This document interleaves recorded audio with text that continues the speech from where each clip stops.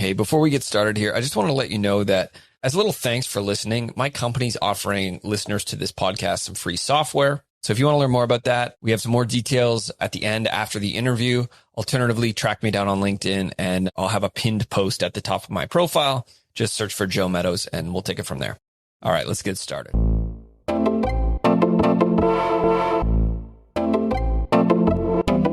Hi there, this is Joe Meadows and welcome to Safety Leaders Now, the show where we cut through the noise and identify the strategies and tactics that today's top safety leaders use to keep their teams safe. On today's episode, we have Peter Jenkins. So I really enjoyed this conversation with Peter, somebody who's very passionate about kind of a new way of thinking about and doing safety. Somebody who's, I think, definitely a rising star in the industry. So I think you're really going to enjoy the conversation. I won't explain too much more about what we discuss so that you can enjoy it as we get into it. But the one thing I do want to note before we do get started is that Safety Leaders Now is about to start our summer break. So we're going to be taking a little bit of time off and coming back to you at the end of the summer with all new episodes and content. So if you don't see us in your feed, just know that we're enjoying the sunshine and recording some other great episodes for you to enjoy come the fall. So with that, I'll be quiet and we can jump right into this episode with Peter Jenkins. Peter, welcome to welcome to Safety Leaders Now. Excited to chat with you today to get things started. Can you explain a little bit about kind of who you are and where you work? And maybe if you could expand a little bit on what the company does as well, in as much detail as you can suffer. Yeah, of course, no problem. Well, thank you very much for having me today, Joe. Very much appreciated. So my name is Peter Jenkins, and I'm currently a Group Health and Safety Manager at a company called Dalziel. Now, you won't have heard of us before, I'm sure. We're quite a small outfit in the United Kingdom. We basically supply the meat industry and supply kind of wider food manufacturers and sort of major retailers, minor retailers with materials to do with butchery and, for example, dry spice blends and spices. So, for example, if you get Cajun spice mix type of stuff, we might have made that. In the United Kingdom, there's a little fast food sort of chain. I say little, but there's one on every corner when you come to the UK called Greggs. They have a product called a vegan sausage roll, and we make the vegan sausage roll mix for that. You may have heard of some of our other companies that we provide to. For example, Huel is one that we provide some of the mixes to as well. So outside of that, we also supply potentially your local corner shop butcher in the United Kingdom, as well as doing a couple of bits internationally. Now, I say we're quite a small business, but technically speaking, we are a large organisation in the United Kingdom. We've got 19 sites from Aberdeen down to Exeter, with 15 depots, 3 food manufacturing sites and 1 packaging manufacturing site, with about roughly 750 staff. Now, this is my first group head of health and safety role, having previously worked in food manufacturing and fast-moving consumer goods in a larger food manufacturing business called Greencore. And before that, I worked in hospitality in Hilton Worldwide down in London. Before that, I actually worked at Northumbria University, which is where I studied, and I was something called a graduate ambassador. Which sounds really fancy, but basically I went and spoke to 16 to 18-year-olds about the joys of higher education and why potentially coming to Northumbria University would be the best university for them, and also why Newcastle was a really good city to party. So really quite a varied background in terms of sort of post-university type of life, but my degree itself was in something called environmental health. Now, Joe, have you ever heard of something called environmental health in the UK before, by any chance? I have, but why don't you explain to us what that means? Sure. So, but prospectively, if for some of your American audiences as well, this might be considered, for example, the health inspector. The person that goes into restaurants traditionally and is seen as that person that will prospectively shut them down if they, for example, have rats in the freezer and rats out in the kitchen type of stuff. But in the UK, it's a bit more intense than that, and it's quite a generalist type of profession.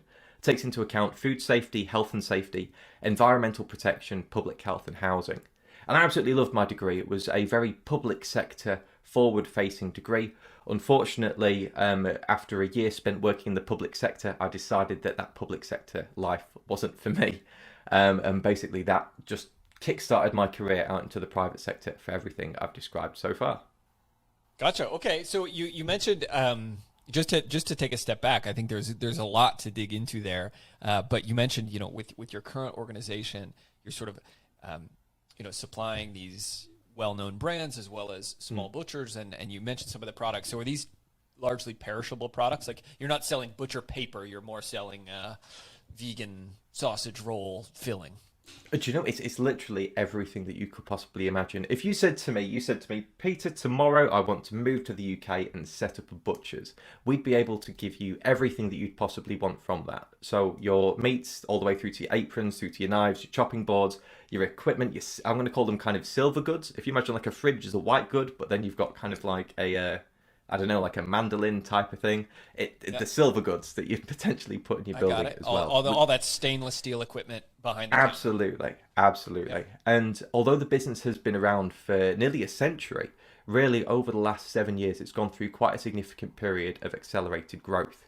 And with that, they're basically have turned around and said, right, we want to have more specific structured health and safety presence within the business. And thus, yours truly has been hired to really help establish, embed, and evolve health and safety within this business across the United Kingdom. So lots of really exciting opportunities that come with that, but as you can imagine, lots of challenges as well. Yeah. So just to clarify, are you the first health and safety sort of group lead at the company, or was this an established vertical before you came along? So it's the first group role across all three divisions that the company's had before. Previously, it has had health and safety representation across the food sort of manufacturing division of those three food manufacturing sites. But this is the first proper group health and safety role where it's taken the whole of the business into account. So yeah, very gotcha. An interesting role to kind of be jumping into as the first group role, really, in some ways. Yeah, I feel like it's. What I can say is that I actually think our last guest was also the first established health and safety leader at the organization they were working at. And to me, that's maybe an interesting anecdotal trend to identify that this is something that all businesses now, even businesses that maybe aren't huge or public or anything like that, are starting to invest in safety as a function and starting Absolutely. to recognize the value as this becomes more normalized. Okay, so I want to... Well, maybe let's dive into the business a little bit more here, just so I can better understand why they would take a charming fellow like yourself and pay you a salary to manage safety in the business. What can you just help me understand the kind of landscape as far as what is the company expecting you to manage, and the more specific you can be, the better. Is this road transport challenges? Is this people, shaving their fingers off in a meat slicer? What are the types of things that you're there, being expected to manage in this business? And I think that'll help shape maybe some of our later conversation if I better understand that context. Yeah, of course. Dare I say that my job covers nearly everything within the business, be that vehicle safety, driver safety, load safety, standard customer safety, staff safety.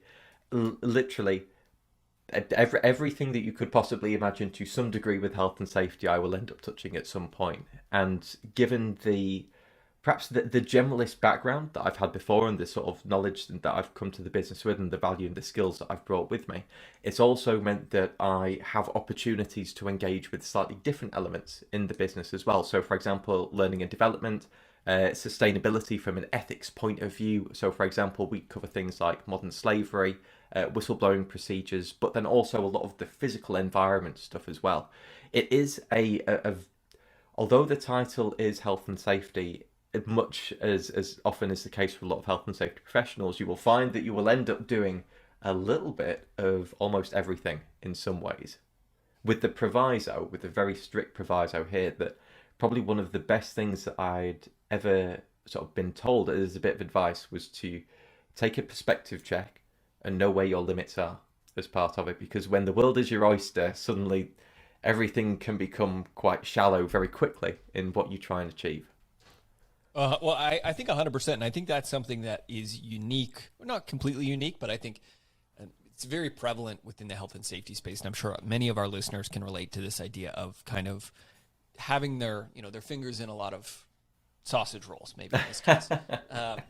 So And I mean, that's something that I feel like maybe we should talk about a little bit more, because to me, I mean, partially, part of that makes me wonder, is this about do we not have a lot of clarity from the leaders outside of safety on where are we expected to deliver results? Is it this idea that, yeah, you hire a safety professional, you hope, fewer people end up in the hospital, and beyond that, you kind of let them do their thing. And I think that leads to a little bit more of this wide-ranging impact. So in your case, do you have a clear idea of what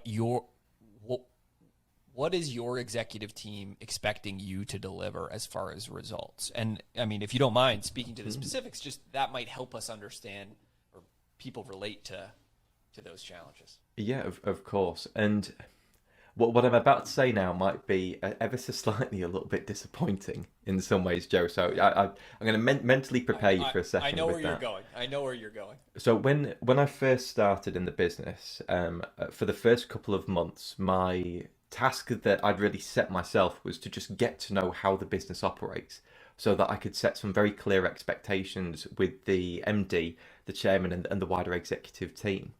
Now, the first proper meeting that I had with the MD and the chairman, when I sat down and we started to talk about those intense three letters that tend to make up a lot of safety professionals' job, which is KPI, what were we going to look at? And I said, we're not going to be using accident statistics as a KPI, and we won't use them for probably a couple of years as part of it.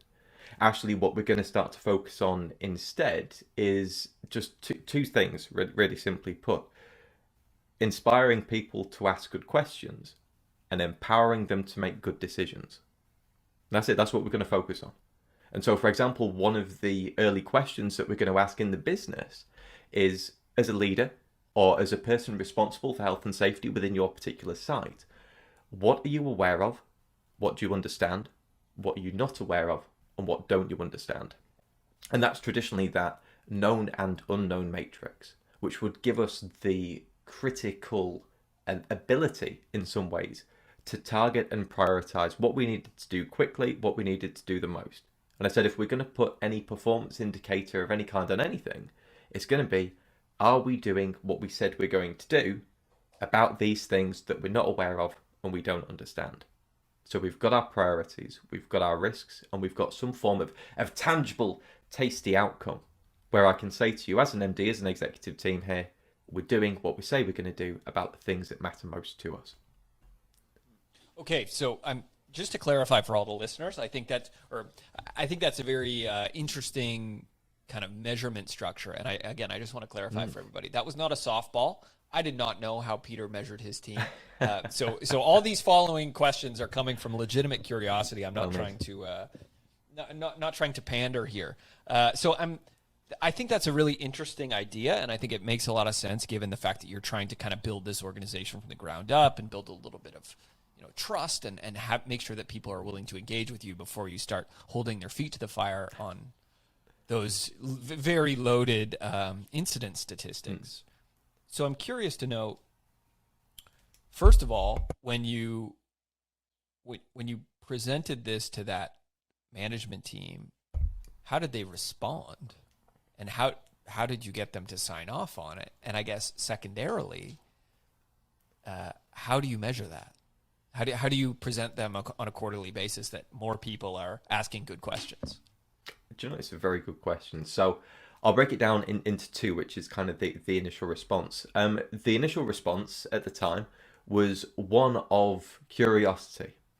Literally, I'd sat both the chairman and the MD down, and we'd had this big conversation about it. And they responded with curiosity to know more and said, well, they wanted to know the business context right behind it. So although we were very much talking about what we're going to do in safety, actually we segued a little bit to actually talk about what's going on in the business and actually what does good business practice look like, and effectively shape the conversation and shape the narrative about how actually good safety is an outcome of good business. So realistically, we want to run the business in a way that delivers good safety by virtue of what we do. It's not that safety's a bolt-on. It's not that we kind of think about doing something safely. It's that we are doing something safely by design. It's intrinsically safe because that's how we're going to do it. So with that kind of, in some ways, an intangible thought process that the structure of our known and unknown matrix would deliver this kind of outcome of natural safety, they were happy, they were keen, and they were excited by it.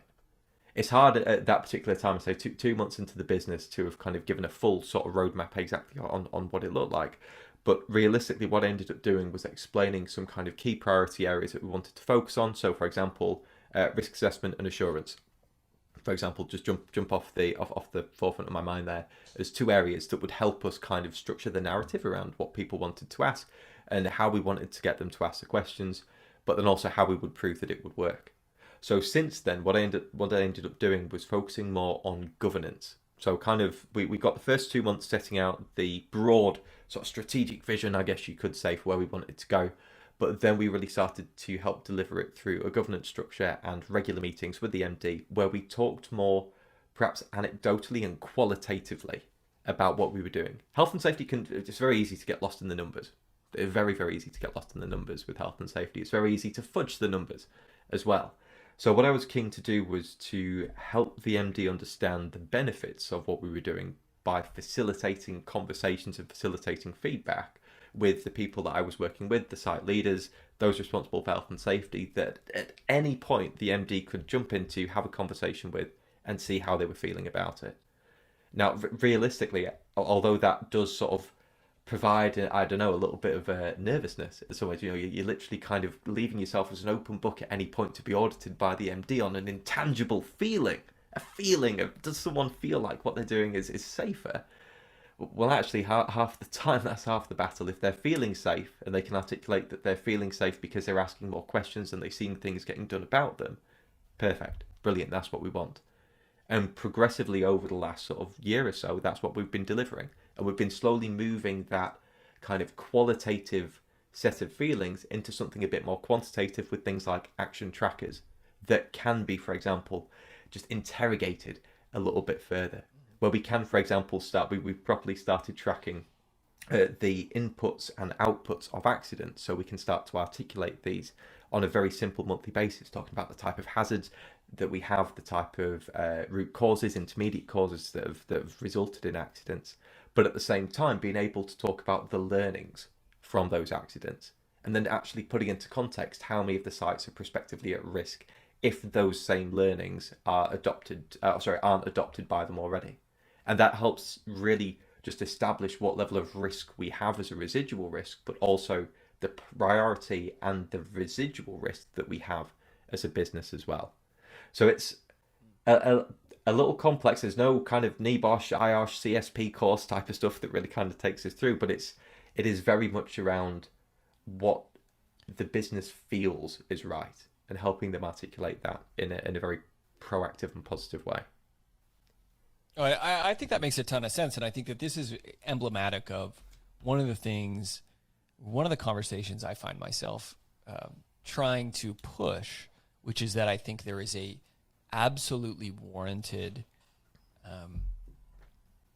concern or pushback in the safety community about, as you said, getting lost in the numbers, that people get so obsessed with these surface level metrics and they focus on those, and those can distract us from delivering. We focus a lot on efficiently driving those metrics rather than effectively delivering safety. And I think that that's an absolutely warranted criticism. But the thing that I'm constantly astonished by, and it's true just by the way that you've explained this, or I think that you feel the same way, is that the way to move things forward is not by abandoning numbers. It's choosing different numbers to track. It's finding, if these metrics we're choosing to chase are not driving us in the right direction, the answer is not to abandon measurement, but instead to move towards something that better measures the things that we're actually trying to influence. So to circle back to what, to your point here, would you say that you're kind of at a stage right now where things are a little bit more qualitative and you're trying to establish a bit more of a baseline before you put those quantitative metrics in place. That things are, you need the clay to be a little bit wet right now, because if you lock too much in, it's going to, it might give you target fixation in a way that won't be helpful. Yeah, absolutely. And it's quite easy in some ways in health and safety to say, oh, well, we've had a significant improvement in accidents because we've had, 10% less accidents this year than we have had last year. But actually, have we validated the fact that there is actually fewer accidents by checking the first aid cabinet to see how many plasters have been missing? And actually, the reason that accidents are down is because people just haven't been bothered to report them. But that doesn't really look good in the statistics. We can't really put that in the director's report. So, yeah. And really, the way that I see things, especially in any business that has I'm going to say they're at an early stage of their maturity journey, focusing on quantitative metrics too soon and too quickly will drive worse sustainable results, right? You will just be chasing numbers rather than actually establishing and embedding proper cultural practices within the business that will ultimately lead to longer term positive gains. The only downside with that, Joe, is that it does mean that there is prospectively a slightly higher amount of risk that a business will have to shoulder until it gets to that level. Because they are... I don't even think it's additional risk. I think it's an accepting of uncertainty. I think if the measurement doesn't affect the risk ever. I think it's the idea of saying, hey, we're not going to be able to do everything. Let's do less better. I know that was a theme on a previous episode that we did. Yeah, and it's a lot of merit to it. Do you want to do health and safety with an extremely sort of wide lake that's an inch deep, or do you actually want to do something where you've got yourself a small pond, but it's like, I don't know, the depth of I was going to say the Marinara Trench, but that's not quite right there. It's the deep bit of the sea, right, in comparison. And actually, I'd say that with the approach that I've taken, there has to be almost a bit of flexibility around it. There's some points where I first came in and I decided to cast the net wide to establish just a baseline and just to establish really kind of the fundamental foundations of what we were going to do. But actually, once you've done that, it's quite easy to just draw that water back in to really kind of create the depth with something that now has context applied to it. So it's not just trying to throw people in quite literally at the deep end when they've never swam before. And again, that it takes time. It takes a little bit of, as I say, just not really kind of getting into the quantitative numbers and managing expectations prospectively a little differently than what traditional safety might prospectively tell you to do. Yeah, I think it takes some patience and things like that, but I think it also takes some courage and perhaps a little bit of masochism on your part, because it would be very easy for you to just pop in and say, here's the metrics that all of our competitors track. I'm going to come in, I'm going to start tracking all these, and I'm going to move out. But I do think that, I commend you for coming in here and saying, there's a consensus in the safety community that this is all a bit of a waste of time, and you're going to go in there and do the work to get it right. I think that's, I think that's really not as easy as it sounds when you talk about it in a conversation like this. But so, again, I think that I'm certainly following the way that you've laid this out, and I'm sure our listeners are as well. But how do you get to a point, or I guess I have two questions, and you can answer them in whichever order makes sense for you. If you're going through this analytical stage, you're trying to not move too quickly so that you don't get stuck chasing numbers that don't make sense. How do you put guardrails on that so that it's not analysis paralysis? Because you're never going to understand everything perfectly.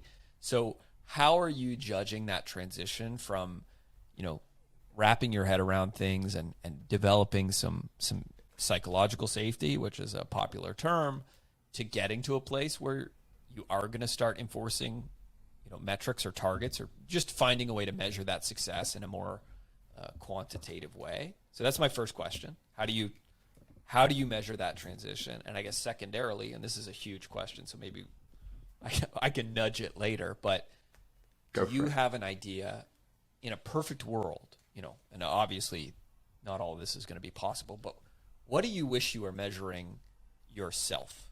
I think we talk a lot about what are you reporting, up the ladder, but I think that there's not enough discussion about how are safety leaders keeping their own house in order? What's all that minutia that the managing director doesn't care about, but that you need to use to keep a good sort of pulse on your area of the business? And I think as somebody who's clearly thinking very deeply about these topics and has some support from your management group to do things in a different way, do you have any sort of idea on the metrics that you want to be measuring when you get to a place where that can be a bigger focus for you? Yeah, of course. So I'll try and answer them sequentially, right, as we kind of go through it. So thinking about the first one, which is really about the analysis paralysis and the kind of psychological safety element to it. So with the maturity of the function, right, it's still kind of being in one where we're really kind of, it's going through a significant period of startup at a group level. Now, this gives us some particular opportunities that otherwise wouldn't be afforded. There is no preconceptions that exist on what safety can look like in some ways. It's because it's totally new in some respects to a lot of people at a group structured, a centralized, structured way. So one of the earliest things that I did in the business was try and remove myself as an individual from the function. And what I mean by that is that I didn't want the business looking explicitly to say, right, well, it's Peter doing this. No, it's Peter doing this. That's it. This is Peter. No, this is the function. This is something that I called the shoe function. Instead, the safety, health, environment, and well-being function. And to kind of bolster this idea, I created a bit of a brand behind it. So we've got our own logo, we've got our own color scheme, we have our own font structure that we use, we have our own PowerPoint template, for example, that uses, if we send out a little bit of a poster, for example, it's done in a very particular color-coded kind of way because we want to have a visual association with a function rather than with an individual. Now, that's not to say that we want to depersonalize what we do with health and safety, but we want to create it bigger than an individual, right? It has to be more than someone just coming to me as a person to speak about health and safety. So that was one of the first things that we did. The second thing that I did was focus on how the governance structure of the business allows people to talk freely and confidently and psychologically safely about health and safety. And the easiest way that I did that, I say it was an easy way, but I completely restructured how the business talks about health and safety in meetings. So to do this, rather than splitting the business into its core three divisions of packaging, food manufacturing, and logistics and storage and distribution, I said, no, sorry, we're in the United Kingdom here. We've got 5 sites in the north, 4 sites in the east, 5 sites in the west, 5 sites in the south. And we're going to talk together as regions. Everyone's going to be facing the same hazards, right? I've implemented what's called an A to Z folder structure. So if you want to talk about fire, you go into a folder called fire. And in that folder, there are all of the same subfolders in every single site's fire folder. Everything from composite panel safety, fire safety, fire alarm checks, fire extinguisher checks, you name it. They've got all the same things, right? So literally everyone is now talking using the same language. They're talking under the same brand, and they're talking about the same things, or they at least have the capacity to. The next thing was to then take that structure and apply it on a quarterly meeting basis so that we could come together as a region and talk about things like, well, traditionally the lagging indicators, so the accidents, what's happened, but what are the learnings from them? What leading indicators have we had? Health and safety reports, hazard reports, near misses, incidents that have come up. But really, what are the key hazards that people have been talking about? Why have they been talking about them? What does that mean to you as a leader?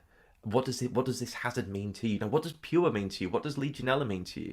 Actually, have you even heard of these things before? In what capacity? Do you know, what does it mean? And then trying to explore that side of the rationale when we're discussing it.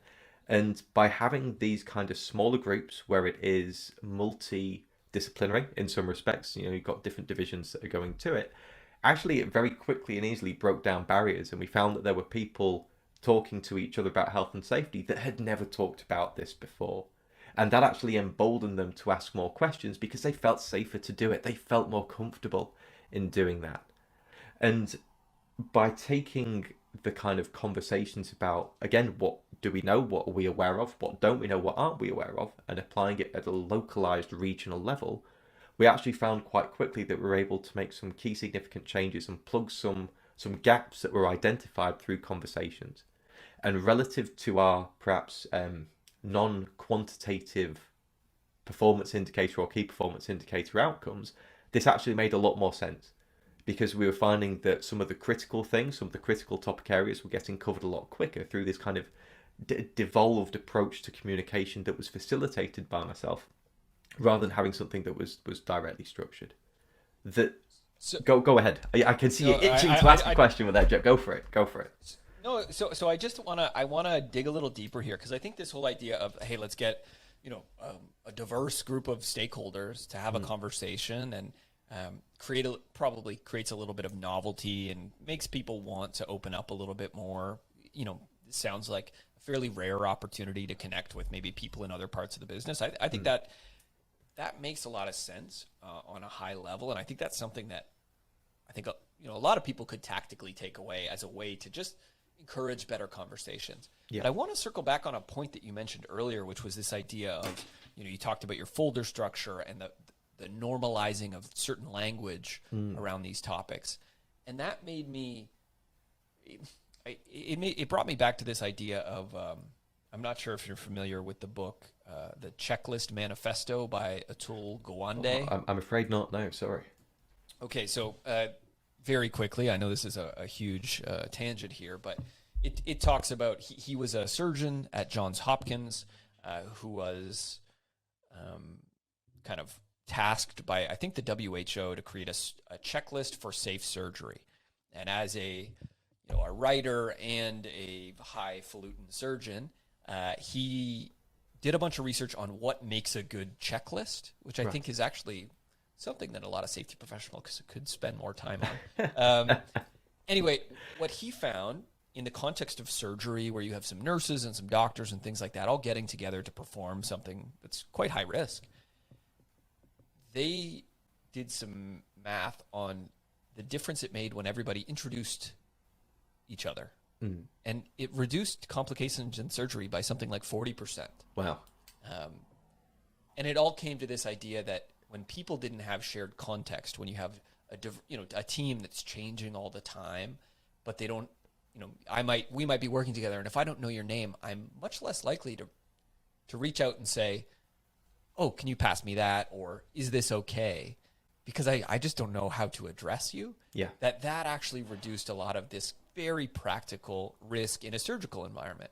So to go back to your case, I think it's so interesting that you took this approach of normalizing language, because I think in the same way, if you've got a group that's very focused on the risk of contamination in a food product and uses certain language that somebody who works in a shipping and logistics facility would have no exposure to, there's probably going to be a little bit of apprehension and oh, I don't want to look dumb here. I don't know. I don't want to speak up in this piece of the conversation. So yeah. I'm curious to know what inspired you to do that. Where did you get this idea to put this kind of vocabulary out there? Do you know, it's a really good question. Being perfectly honest with you, I don't know. And I think in some ways, I don't know is probably the answer as to why we ended up doing this, because I've yet to meet a health and safety professional that is a walking encyclopedia, right, of knowledge around everything to do with health and safety. I know that there are some people that can articulate some very specific elements of the legislation and the compliance side of things very, very well, but honestly, Joe, it kind of scares me a bit, to be honest with you, when I try and think about, can I regurgitate everything in the Health and Safety at Work Act? No. Can I signpost people to the right points of it? Yeah, sure, absolutely. Yeah, 100%. But I'm not going to repeat the subsection and section, chapter and verse with it. And actually having the humility to admit in quite a public sort of place in some ways to say that as a hands up as a generalist here within health and safety. I am broadly aware about the requirements that we need to do, but the exact specifics we're going to go through together, and we're going to talk through it together, and we're going to find out actually what this means to us in a pragmatic way. And I get pragmatism is a bit of a buzzword within health and safety. I get that, but to maybe cut through the crap a little bit more, it's just saying, how are we going to do it so that no one goes to jail and that people are still safe, right? That's what we're going to do. And speaking in these very perhaps open, transparent, and to a degree humble terms, where you can't know everything, but you're going to find out together. It really resonates, really does, and it allows people and it affords people the opportunity to say, well, actually, I'm really not that confident in this myself. Can we talk through it a little bit more? Or does someone in this little group here know a little bit more about it, or can provide maybe a different example or something like that? And again, having those smaller, structured, governed groups on a quarterly basis gives, at least within my business at the moment, gives me and affords me that opportunity to have that conversation. I'll be honest with you, Joe, sometimes it works a little too well, and we end up going over meetings quite a little bit in terms of the times that we've got. So to avoid maybe getting too much into the meat of the matter, whilst also allowing people the opportunity to express themselves, what I've ended up doing now is providing drop-in sessions for topical areas after the events have been run, that gives everyone from all of the regions an opportunity to come in over the course of maybe an hour and a half or so and ask any questions. Literally just let's have a conversation about it. I did one the other day for composite panel safety, and it was great. It was really good. Literally, I had I'd say we've not got a huge amount of people in the business, but I had a good amount of people join at the start. Half of them left after they'd asked the questions that they want, and the other half stuck around because they wanted to hear what the people wanted to say. And that, for me, was a real win. It was a huge win to hear just literally people just wanting to come in and talk about it a lot more, find out some more information, and have a conversation so they could help their own knowledge and help their own growth. Perfect. It was an hour and a half of my time, but I honestly think it saved me about maybe 7 hours worth of individual site engagement because of this one kind of collaborative approach to communication instead. Yeah, I think that's that's awesome, and I think there are so many safety professionals who are probably thinking, voluntary engagement with any safety initiative is, I think, exciting for a lot of people, and I think hard to imagine probably for some, but it's amazing. I think that's so emblematic of the fact that people will sometimes be get frustrated by the fact that maybe the people on their team or in the broader organization aren't engaging as much as they'd like with various programs, but maybe they could take away from this. They don't want to engage with whatever program you've made. They just want to come and have a conversation about something that's concerning them or something they want to know a little bit more about. And it's less about, attending the voluntary safety committee meeting, which, sounds like watching paint dry. and don't get me wrong, there's absolutely a place for health and safety committees, 100%. I absolutely think that there is. Where they can prospectively fall down is when people get voluntold that they need to come and do it. So again, from the opportunities that I've had so far with the way that we've structured the governance of these kind of regional meetings and the regional approach to engagements, there isn't so much of that committee as much as the fact that there is just by standard definition just a group of people from a specific number of sites that will come together every quarter to talk about health and safety and to specifically go through what their concerns are, what the challenges are, but what the opportunities are to succeed. I'll be honest with you, Joe. None of the stuff that I feel like I'm doing at the moment, I feel is particularly revolutionary. I honestly don't. But in some ways, I actually think that a lot more of it is about the execution at this stage of the maturity of the business to make sure that actually over the next 90 years of the business, progressively, each year, each month, there's just that step improvement. And even if it's 1%, 2% every month, it's adding up every single part of the year to a point where, actually, to answer the second question around in a perfect world, what would I measure? I'll be honest with you, the only thing that I would actually measure would be actions. But in the sense that the actions that we're measuring are the ones that are organically owned by the sites, where they come to me and say, hey, Pete, we've had a great idea for how to improve fire safety. We're not going to focus on manual doors. We're going to all focus on automated doors instead. And all the doors are going to open automatically when the fire alarm goes off, rather than it just being these standard like arcade push bar type of doors instead. Amazing. That quality of that self-driven ownership of a site improvement plan is exactly where I feel health and safety needs to be. Unfortunately, accidents are going to happen in a business no matter what happens. I think it was Crystal that had said something about being unable to stop the rain, right? There's always going to be the prospective chance of an accident. And it's not to say that measuring them doesn't have a place, but actually how many of those businesses that truly measure accidents measure and report on the actions and the learnings that have come from those accidents that have then been completed across all of the sites so it doesn't happen again? I feel like why focus on the accidents in the first place as your key primary point? Why not just focus on the actions first? You can still track and you can still record those accidents, but people doing the actions related to them is always going to be more important to me. I would offer based on personal experience and some of the research that we've done in my day job, that I think that you're absolutely on the right track here. Take this, you can take or leave what I'm about to say, but I think you need to measure, or I was going to ask, are you measuring the frequency of these meetings? And because I do think that can create like a false sense of security when you're just measuring meetings, whether or not the meetings are good or not, doesn't matter. And then you have those meetings that people just show up for and sign the attendance sheet and, leave. And I think measuring actions is the direction we need to go in. But I do find that in our experience, there needs to be additional qualifiers. If you just measure actions, you get a lot of pick up the garbage. Okay, I picked up, people start to assign actions that are very easy to complete. So it's a matter of, you need to measure quantity of the thing that matters, and I think actions and change and making sure that you're measuring continuous improvement, right?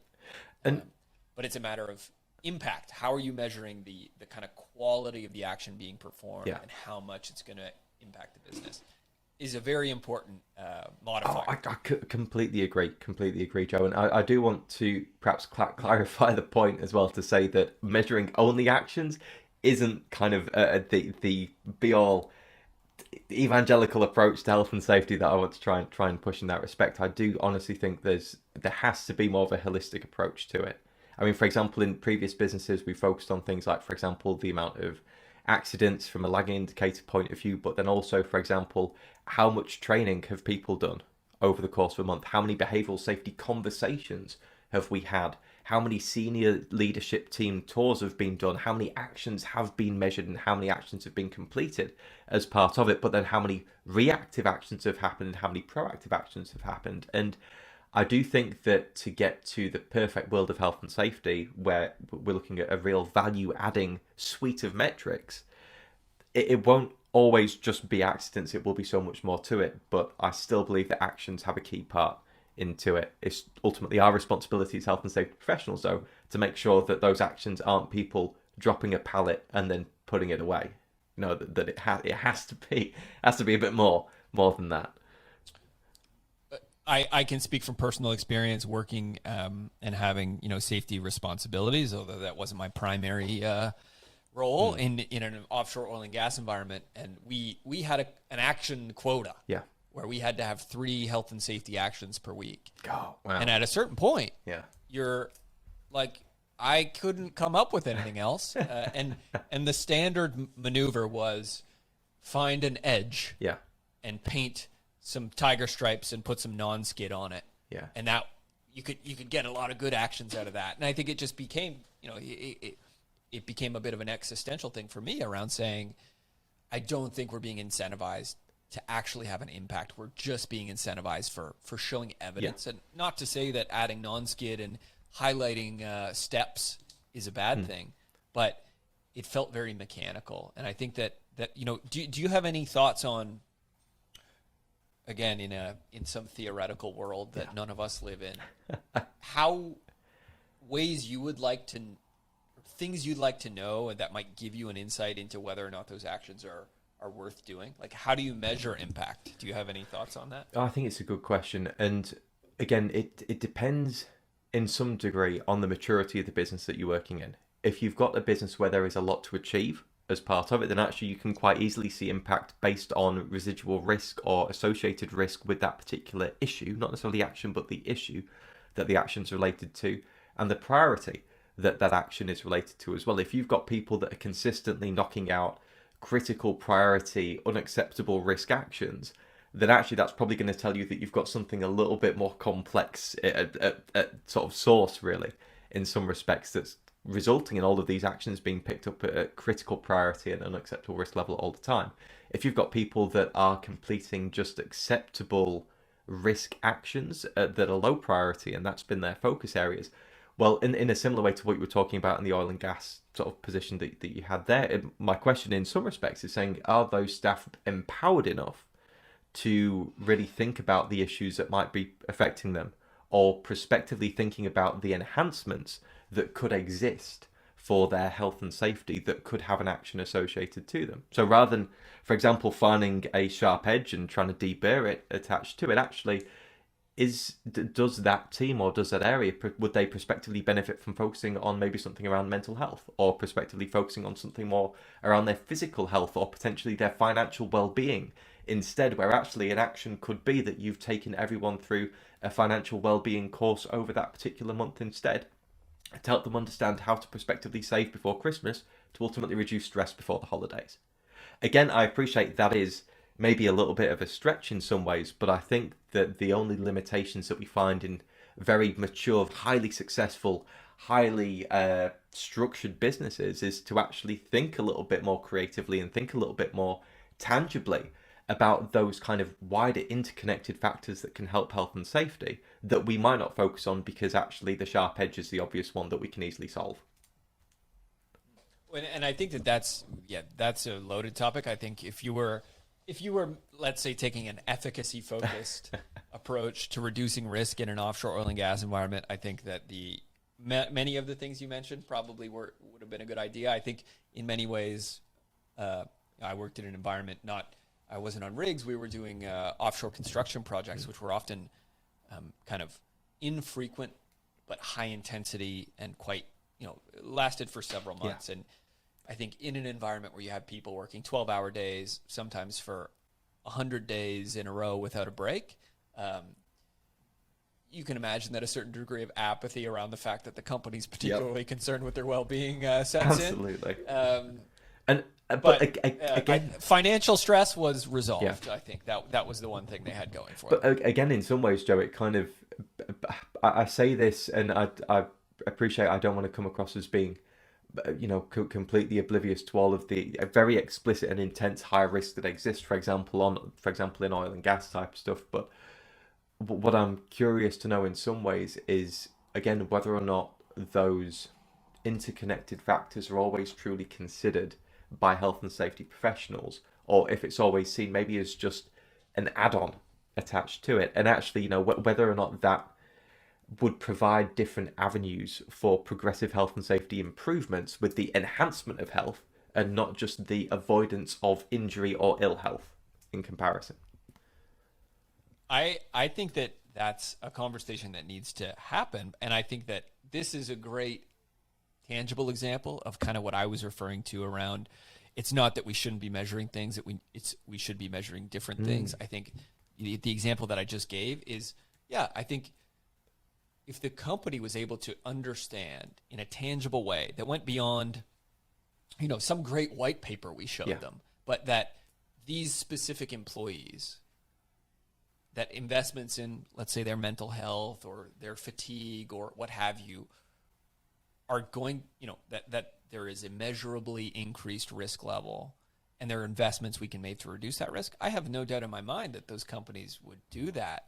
I think this is the low-hanging fruit of the safety business, in my opinion, is the measurement of context, because risk is dynamic, and we focus on the icing, but it's, we don't kind of get into the details of what are all the factors, obvious and kind of more hidden, that we're not measuring, that might not mean anything, in an isolated case, but if we can measure them in a more holistic way and better understand, what's the environment where a severely fatigued employee is able to perform their job safely? Yeah. Because frankly, we've all seen that happen so many times. So I think that's why many times businesses will balk at the idea of, we've had people working 12-hour days for 100 years. Why should we change that now? And instead to say,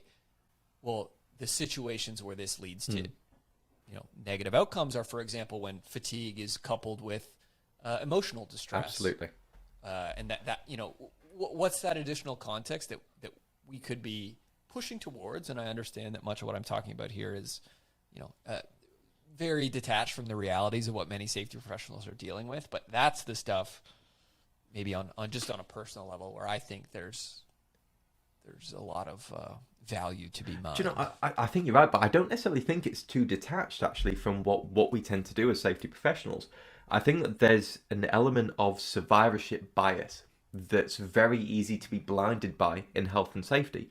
And what I mean by this is there's an image, if you kind of Google survivorship bias, World War II plane, right? And it'll basically come up with a picture of a plane with a whole bunch of red dots on it. And these are the planes that have come back and effectively have survived the fight, right?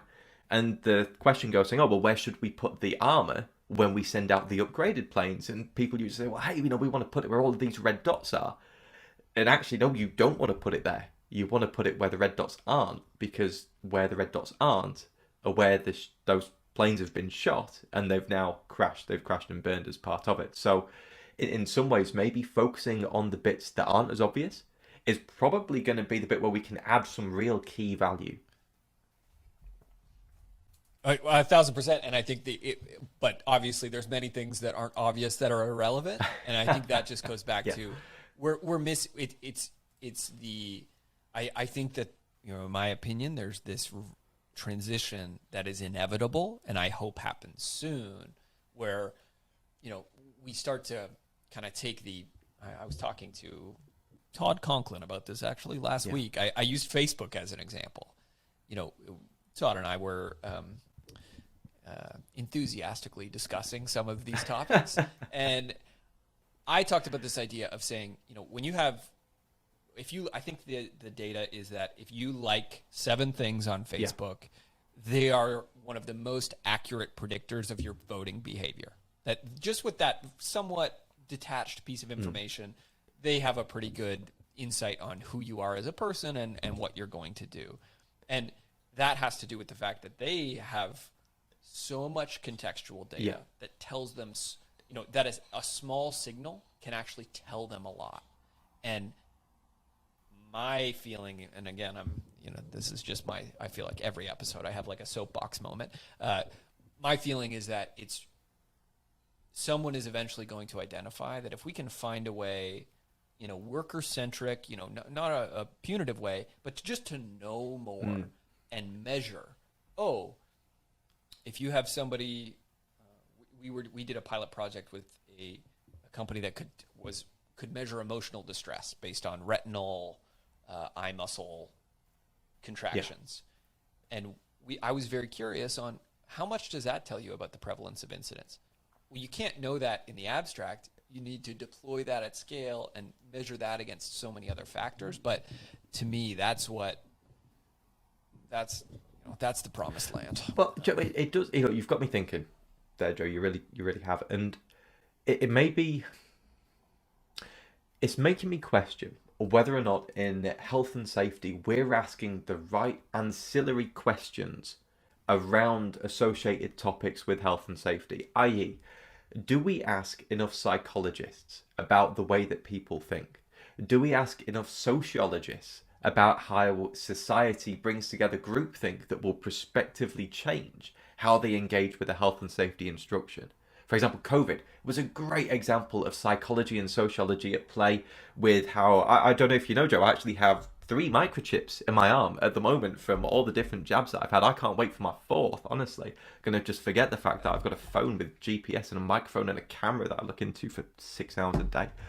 But realistically, if we want to be kind of thinking, actually, how does the psychology and sociology, the way that people think around that type of stuff, actually affect the way that we deliver health and safety? Can we do more with these type of things? Do we want to engage with marketers about how to sell health and safety messages?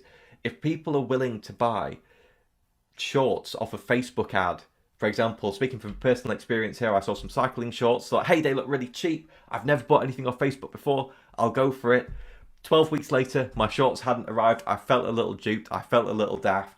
But fundamentally, the tactics that one advert on Facebook used for those cycling shorts, I just kept thinking, wow, if that had convinced me, a lifelong cynic of buying stuff off the internet, to buy something off a Facebook ad, wow, what can I use from those skills to maybe sell health and safety messages in the future? Yeah, I think you're absolutely right. And I think, to me, this is, my personal belief is that I think, we need to be having those conversations with the psychologists and with all these people to better understand behavior.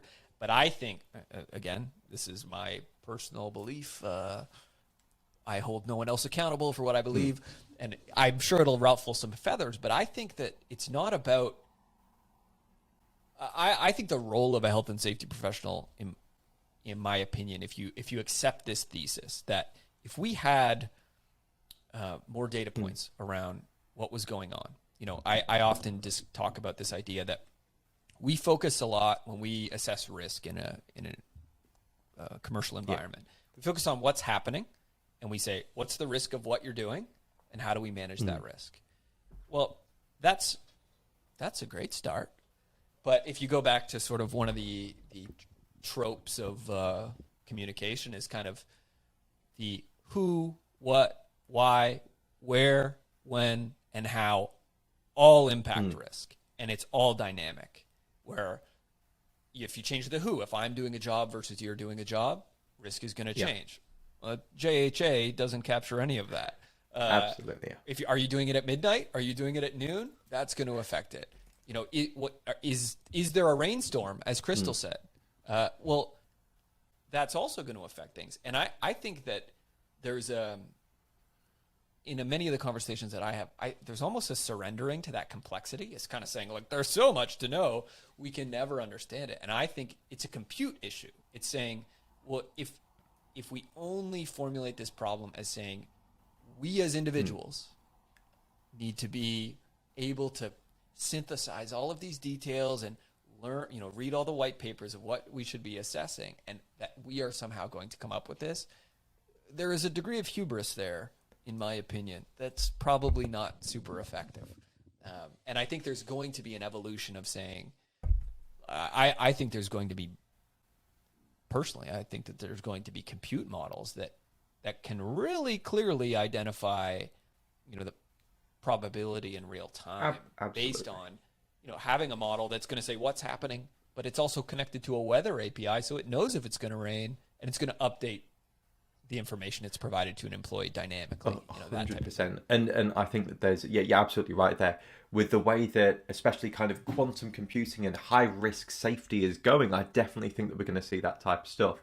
To maybe, do you mind if I hit you with a couple of things that I've found have been really helpful for me at perhaps a smaller level to maybe think about in the same kind of way as I've been going through my career to date?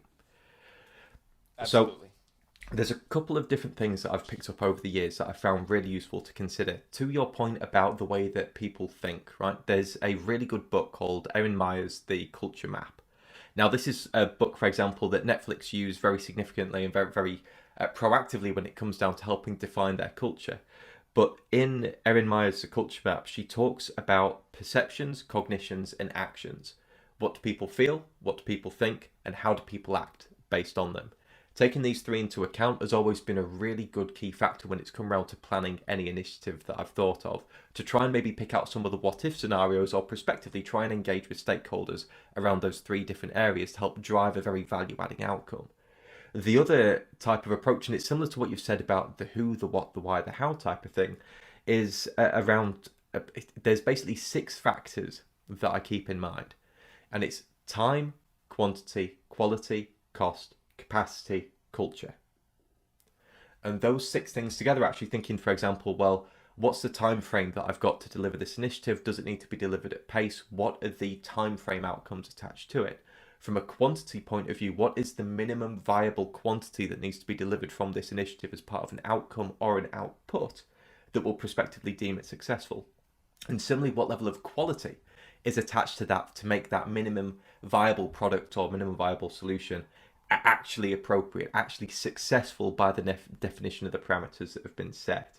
Now, when it comes down to the C's, for example, cost is an easy one. What's the budget? Most safety professionals don't have a budget. So in theory, do you need to probably zero. Exactly. How can you start with zero? Well, actually, in some ways, it depends on the mindset that you set around cost. Is it a cost or is it an investment instead? And actually articulating it in the context of cost versus investment might actually mitigate some of that zero budget issue. In terms of perhaps the capacity side of thing, now capacity is a really big one for me in my businesses, and it will be for those people in a position of startup or maybe in a time of turnaround as well, where they have kind of limited capacity in their teams. So actually, capacity is more associated for me with the doers. It's one thing to generate the idea, people come up with great ideas every single day, but actually capacity is the fundamental factor that will affect the execution of it. What is the capacity of the people doing the task? Does their cup overfloweth already? Does it actually need to be that capacity dictates that your initiative can't be something new, but actually needs to be an adaptation of something that already has existed before? And finally, from that cultural piece, actually with the culture, are you trying to push something that is in a safety culture, except that's maybe different to your business culture or separate or segmented from your business culture? Is it the other way around? Or ultimately, are you trying to deliver an initiative that will join both the business culture and safety culture together within what you're trying to achieve? So perceptions, cognitions, and actions, 3 things to consider as part of it. But fundamentally, time, quantity, quality, cost, capacity, culture will very much help you define the initiative parameters and success metrics attached to it. Do you have a good acronym for your 6 factors? No, unfortunately not. It sounds like I'm trying to cough, right? Instead, if anyone can think of a better acronym than TQQ quadruple C, please. Oh no, it's not even T quadruple C. It's too difficult. It's too hard, Joe. If someone can come up with a decent acronym for that, please do let me know. Please do let me know. But yeah, I think it's TQQ triple C is the the simple way you could say of remembering it. No, I think it makes a ton of sense. Okay, so I want to we've covered a lot of ground here. We've talked about your business. We've talked about your kind of career. We've talked about the future of health and safety and measurement here. But I want to make a bit of a left turn here and talk a little bit about leadership. Obviously, something that we're passionate about on the show, and we want to dig into here. I think it's not safety specific, but it's something that our listeners in general are trying to work on, and I know it's something that I'm always trying to improve on. So you're here. You're in an environment where you're starting up a team. You've talked about how you're measuring and the kind of goals you're setting. That's obviously part of leadership. But I also want to understand. We didn't get into your team, and you can expand on that if you like. Kind of how big is it and things like that. But what I think is fundamental to leadership is, what I see as the responsibility of somebody in a leadership role, whether it be on a team or of a business, is to make sure that those people that they work with are clear on what's expected of them, that they have the resources to do it, and that they have the skill sets to be successful in that role. I'm personally super lucky to have folks like Val, who has incredible capacity and amazes me all the time with the great work she does producing this show and with everything else she does. But I'm curious for you, as you think about those problems and creating some clarity for your team, how do you think about that? How do you structure that to try and keep yourself accountable as you move things forward? It's a really good question. So, like many safety professionals prospectively listening to this show, I've been previously in a position of being a team of one, but a team of hundreds at the same time. There is in some ways, almost an ingrained style of leadership that favors egalitarian principles, flat hierarchies in some respects, when you end up having a team of everyone rather than necessarily a team of direct few as actual direct reports. And it's only been very recently that I've been able to establish an actual formal team that's currently comprised of 2 people at the moment that are relatively new starters within the business. But fundamentally, I think that a lot of it comes down to setting clear objectives, clear expectations attached to them, but fundamentally empowering those within the teams to deliver on the strategies and tactics that you establish. So there's something that there's a very good link attached to this that we might be able to put in as well, but there's a really good episode of the High Performance podcast that I listened to, not to try and plug a lot of other different podcasts. They definitely haven't got me on as a guest before now, Joe, but there's a really good episode there with a gentleman called Alistair Campbell, who used to be involved with British politics. And he established something in his work patterns called objective strategy tactics, which is something that I've very much followed throughout the last few years of my career as well. And what it basically is where you will set a clear objective to start with that might be something that you've just established yourself as the kind of functional lead, or something that you've prospectively gone out for consultation with and established together as a group or prospectively as a team. Then you move on to your strategies, which is more of kind of the broad top level type of stuff. So I'll give you an example.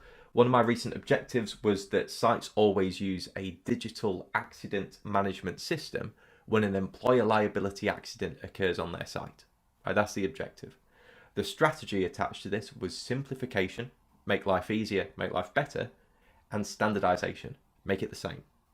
Now, from my point of view, those objectives and strategy, that objective and those 2 strategic points there, was something that I had defined myself.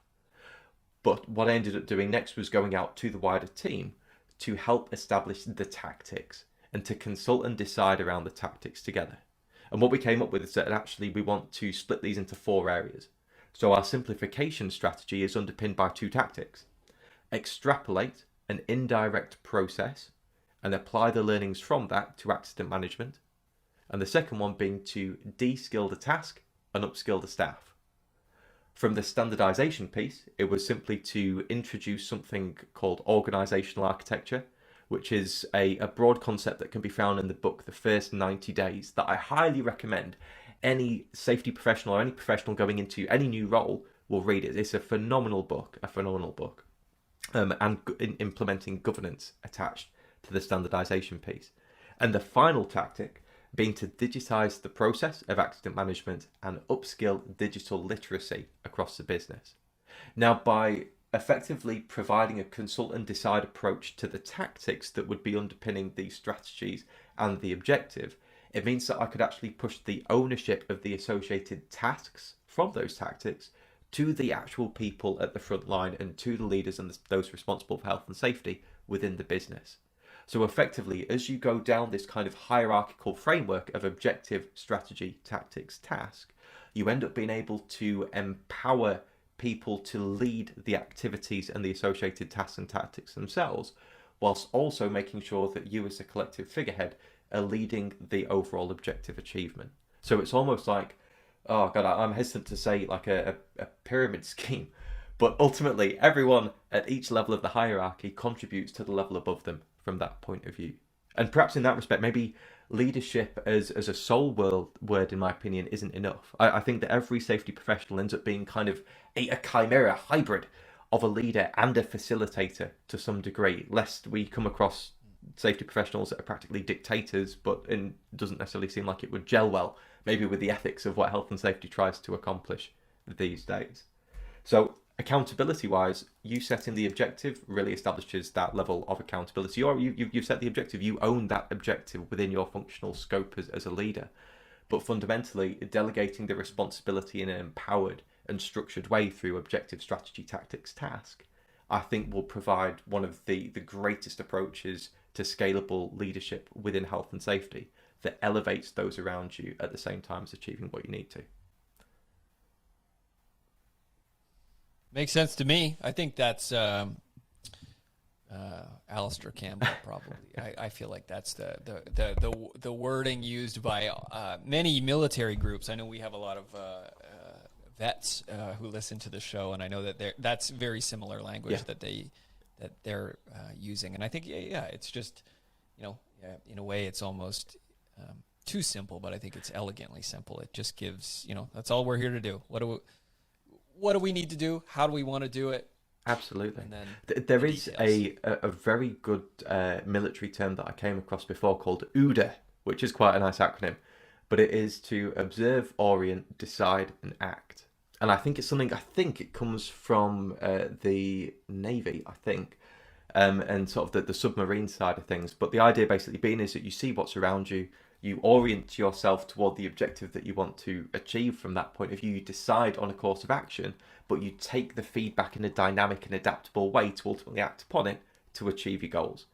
So that's a very, very perhaps simplified version of OODA as I understand it. But again, that's something that I found to be exceptionally useful to just help structure some of the adaptations and some of the unexpected type of things that you'll come across in health and safety when trying to deliver an initiative. I think that makes a lot of sense. I think that's a good, very tactical, practical note where we can leave things off. I'm just looking at the clock here, and I realize we've chatted longer than it certainly felt like. So with that, I'm curious: is there anything else you want to get out there? Kind of any closing thoughts or any feelings on the state of health and safety or anything else that you want to share before we I appreciate the opportunity. Thank you. Yeah. So outside of kind of my day-to-day type of job, I'm in something called the Irish Future Leaders Community Steering Group. It rolls off the tongue, I know, but it's very much about how we can inspire future professionals and those involved in health and safety and prospectively an early part of their career to just get more involved with health and safety and to continue pushing their development and continuing to grow within the capacity that they are. And I'd highly recommend, no matter where anyone is in the world, reach out to your local communities within health and safety. So be that, for example, IRSM, IOSH, NEBOSH, CSP, whatever it's going to be, the time of potentially health and safety professionals coming together has never been greater as we come out of COVID. And I honestly think that the earlier someone gets involved with the type of health and safety communities that exist on LinkedIn and kind of in digital spheres, the earlier the better. So please do feel free to reach out if there's anything that I could prospectively help signpost you to with communities around health and safety. And certainly do keep an eye out just for the Irish Future Leaders piece. But attached to that, and just to the point that you made on leadership as well, if anyone listening to this is at an early stage of their career and they're thinking that they want to move into a position of leadership, I'd say that you already are leading health and safety in one way or another. Even just by taking ownership of the activities that you have responsibility for, you are taking the lead on it in some ways. If you've identified that there's a prospective improvement in health and safety that you're passionate about, and you want to go above and beyond compliance, you're not breaking even at this point, you're finding the profit in health and safety beyond compliance and going above and beyond it. You are leading prospective change. Take it, brag about it, shout about it, be the absolute best version of yourself that you can be when you're describing your achievements, because you're already doing a fantastic job. And I love hearing about everything to do with people's achievements in health and safety. So I hope you don't mind, Joe, if I say that if anyone would like to reach out to just have a conversation about health and safety, please do feel free. It would be my absolute pleasure and privilege to hear what you've achieved in health and safety and what you plan to do as well through your careers and through health and safety as well. No, I love it. What's the best way for people to do that? LinkedIn? So LinkedIn, LinkedIn. You can find me just by searching the name Peter Jenkins, or I think my last, you can create custom URLs at the end. Mine is PTM Jenkins. So that's Papa. Oh God, my phonetic alphabet's just disappeared out of my head. Papa Tango Mike. Mike, that's it. Jenkins. Just search me on there, PTM Jenkins, and that'll be the best way of getting through to me. Awesome. Well, I really enjoyed the conversation, Peter. I think it was great. It flew by, and I think people are going to be able to get a lot from this. So thank you again for joining us, and hope to have you on again soon. Thank you very much, Joe. I really appreciate the opportunity to have a chat with you. Thank you. All right. Well, thank you for making it all the way through the episode. I just wanted to mention again, this podcast is brought to you by Opslock. Opslock is the new way to keep your team safe at work. We're basically the most modern and advanced health and safety tool out there. If that sounds interesting to you, one of the things that we're offering to listeners of this podcast is free access to our workplace observations tool, meaning that you can roll out a digital workplace observations tool in your company, no matter what the size is, for free. If that sounds interesting or you just want to learn a little bit more, go to our website, opslock.com, fill out the Get a Demo form, let us know that you heard about us on the podcast, and someone, probably me, will set up a call with you. So anyway, that's it. Thanks a lot for listening through the episode.